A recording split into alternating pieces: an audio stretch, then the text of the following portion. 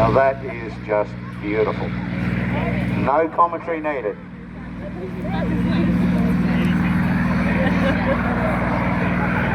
It's incredible to think that the Mustang was actually designed and built almost as an accident.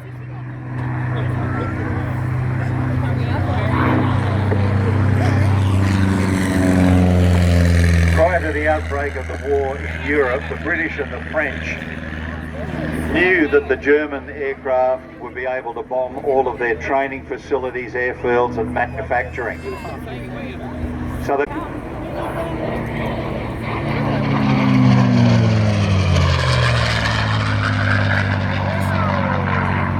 no words, absolutely stunning to see, stunning to hear here at the Central Coast. And yep.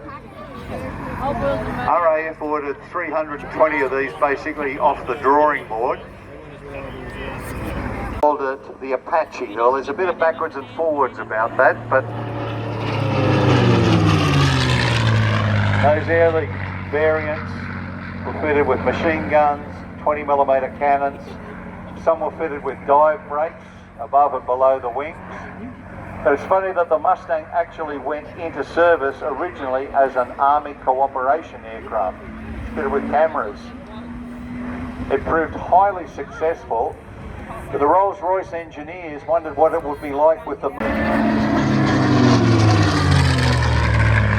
So that data went over to the Americans and they built the North American P-51B. P-51, P for pursuit. Now we call our fighters these days fighters F-35, but the original designation was pursuit.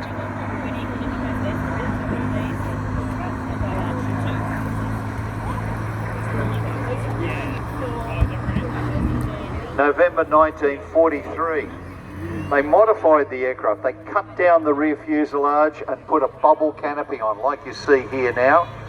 This is the P-51D, the major production version.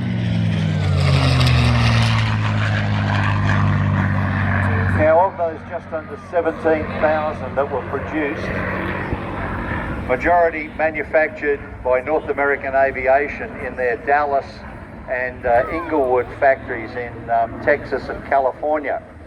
But Australia picked up the license to build these and produce them at Commonwealth Aircraft Corporation in Victoria, where we built 200 of these. We were the only country apart from the Americans to operate them.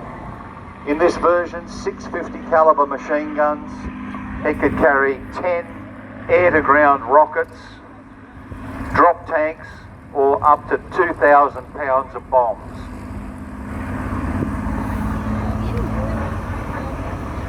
Operated in Europe, the China-Burma-India theatre, and also in the Pacific.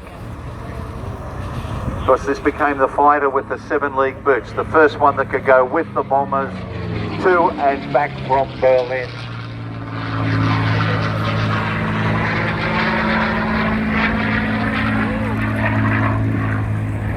At a maximum range of about 1,830 nautical miles. That's obviously also fitted with drop tanks. And that was very suitable for the long-range missions, the VLR missions in the Pacific as well, where they took off from places like Iwo with a 506 fighter group and flew all the way to Japan, escorting the B-29s.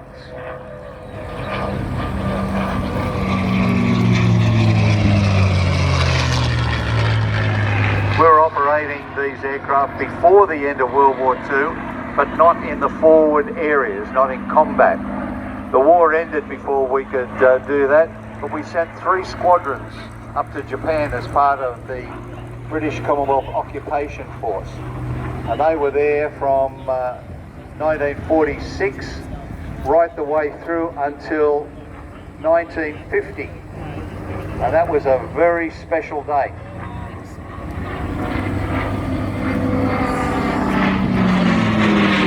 Two of the squadrons had gone home, left their aircraft there.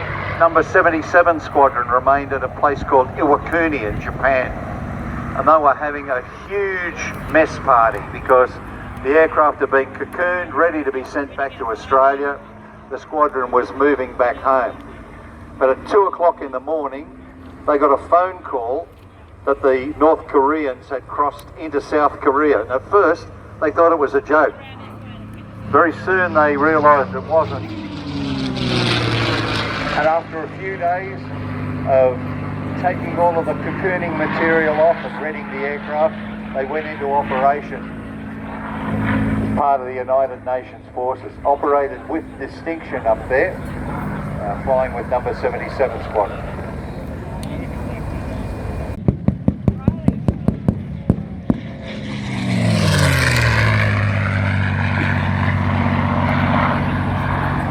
It's incredible to think the number of conflicts that these aircraft have been involved with, as well as flying in Korea. They were also used by the Israelis in the Arab-Israeli War.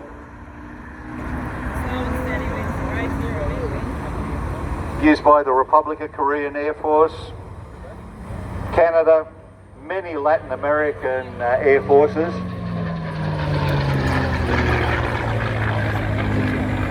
And also in the 1969 soccer war between Honduras and El Salvador, where Mustangs fought against Corsairs. It's also called the 100-hour war. Allegedly started because of the loss of a international soccer game. A lot more to it than that.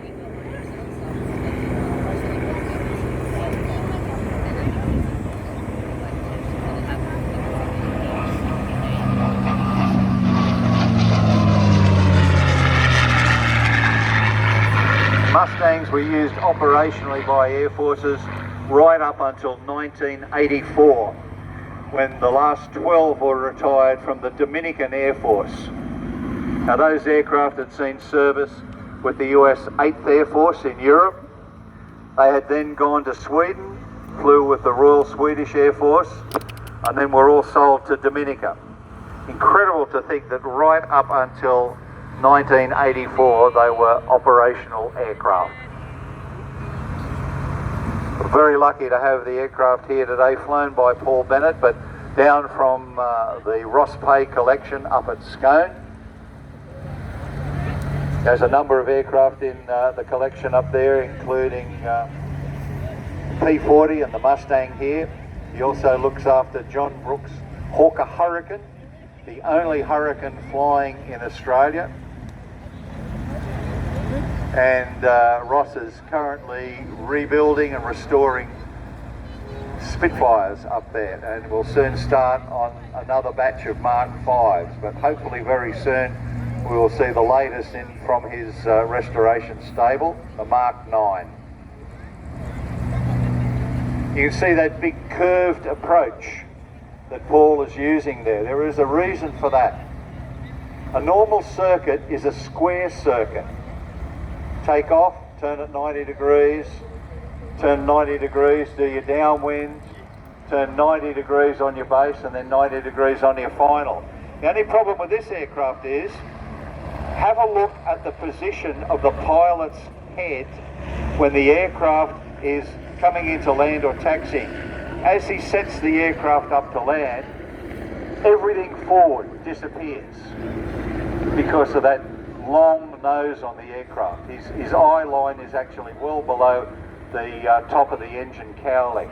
So what they do is a big curved approach to keep the airfield completely in sight at all times, and it's only when he's got it set up for final, as he has now, that he then starts to use peripheral vision to judge his height, because he cannot see forward. He can quite easily see that as the aircraft comes into land. Absolutely amazing. Central Coast, put your hands together. You have just been entertained by one of the most beautiful planes in the air. And now we're about to go to one of the craziest planes you'll find in the air, especially here at the Paul Bennett Airshow, the Rebel 300, Ando. Yep, flown. It's a kit aircraft, and it's made out of Kevlar, carbon fibre and fiberglass. It is extremely light, but It also has either a steel or a titanium steel tube frame fuselage.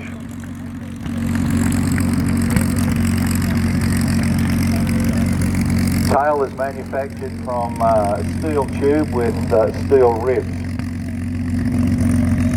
The strength of the wing is incredible. The wing is actually stressed for plus 20 Gs.